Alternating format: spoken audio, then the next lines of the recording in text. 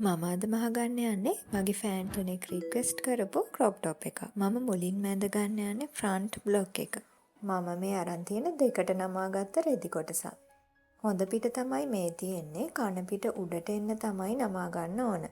මේ තියෙන්නේ නැම්ම පැත්ත. මේ විදියට තමයි ඔයාට අවශ්‍ය රෙදි කොටස නවා ගන්න ඕන. දැන් අපි මුලින්ම කරන්නේ රෙදි කොටසේ ඇද අයින් කරගන්න ඉහළින්ම රේඛාවක් ඇඳ ගන්නවා. දැන් අපි ඒ රේඛාවේ සිට පහළට මැහැවුම් වාසි අඟල් භාගයක් මාක් කරලා නැවතත් රේඛාවක් ඇඳ ගන්න ඕන.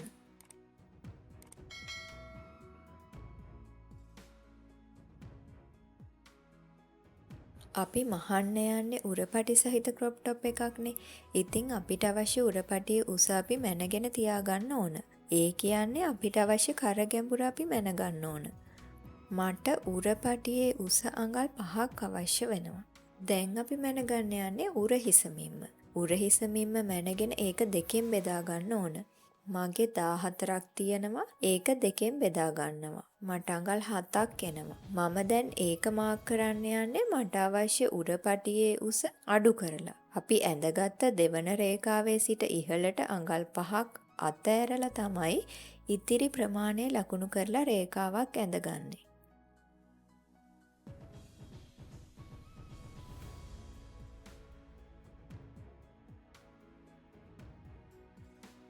දැන් අපිට අවශ්‍ය වෙනවා උරහිසේ සිට පපුව දක්වා උස. මගේ අඟල් 9ක් තියෙනවා. මේ 9 ප්‍රමාණයනොත් මම උරපටියේ උස ඉහළට අත්හැරලා තමයි මාක් කරගන්නේ.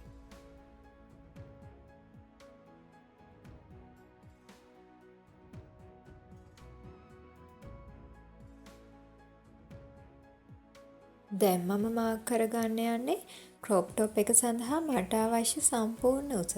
මට අඟල් 14ක් අවශ්‍ය වෙනවා. එය මාක් කරගනිද්දිත් උරපටියේ උස ඉහළට අත්හැරලා මාක් කරගන්න ඕන.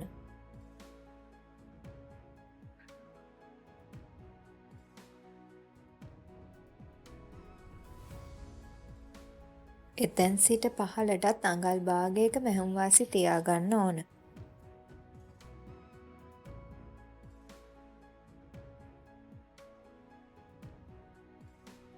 දැන් ඔයාලගේ බ්‍රාපටි අතර දුර අරගෙන ඒ දෙකට බෙදාගෙන එයට මැහුම් වාසි විදිහට අඟල් භාගයක් එකතු කරලා මාක් කරගන්න ඕන.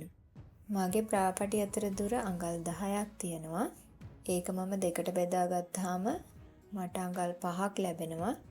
මම ඒකට මැහුම් වාසි විදිහට අඟල් භාගයක් එකතු කරලා තමයි මාක් කරගන්න යන්නේ.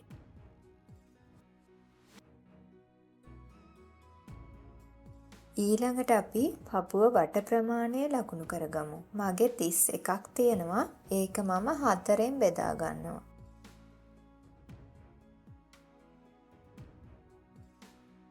එතකොට මට අඟල් 7යි 3 කාලක් එනවා. ඒකට තව අඟලක් එකතු කරලා මේ රේඛාවේ සිට ඉදිරියට මාක් කරනවා.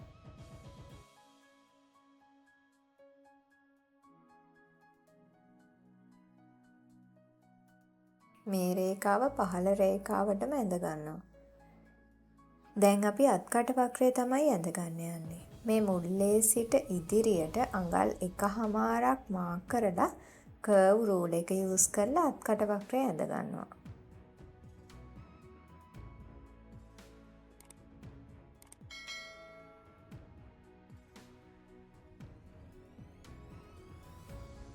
දැන් අපි ඉනවටමින්ම මාක් කරගමු. මෙතනදී ඉනවටමින්ම අරගෙන තියෙන්නේ අපි උසගත් ස්ථානයේ වටමින්ම. මගේ ඉන 27ක් තියෙනවා. ඒක අපි 4ෙන් බෙදා ගන්නවා.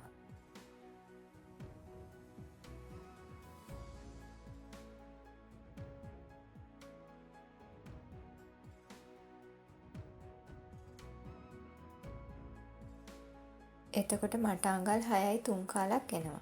ඒකටත් මම අඟලක ප්‍රමාණයක් එකතු කරලා එන 7යි 3 කාලේ ප්‍රමාණය ඉන රේඛාව දිගේ ඉදිරියට මාක් කරගන්නවා.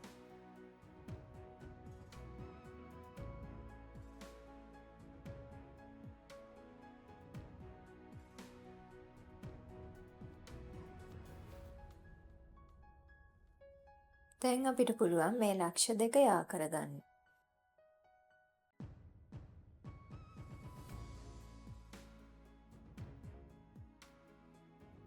දැන් අපි ඩාට් එක ඇඳගමු. ඒකට අවශ්‍ය වෙනවා පොයින්ට්ස් අතර පරතරය.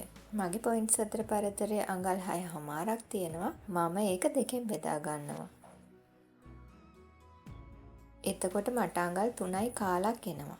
ඒක මම පපු රේඛාවේ සිට ඉදිරියටත් ඉන රේඛාවේ සිට ඉදිරියටත් මාක් කර ගන්නවා.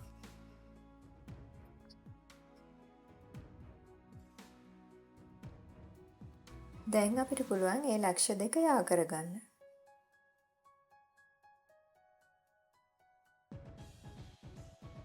දැන් අපි පපු රේඛාවේ මාක් කරගත් ලක්ෂයේ සිට පහළට අඟලක් මාක් කරගන්නවා.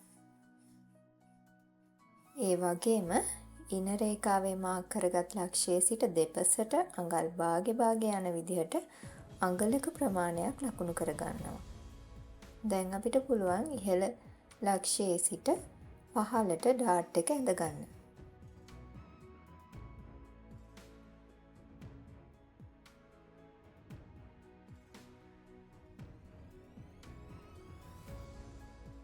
දැන් අපි මතක් කරලා ඩාට් එකෙන් ඉවත් වන අඟල් ප්‍රමාණය මෙතනට ඇඩ් කරලා ඇඳගන්න ඕන.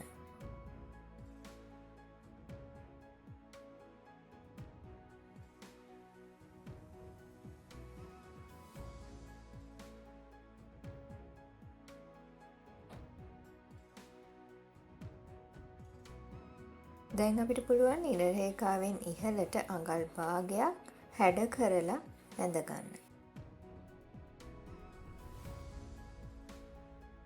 දැන් අපිට පුළුවන් අපි ඇඳගත්ත ඉදිරිපස බ්ලොක් එක කපා ගන්න.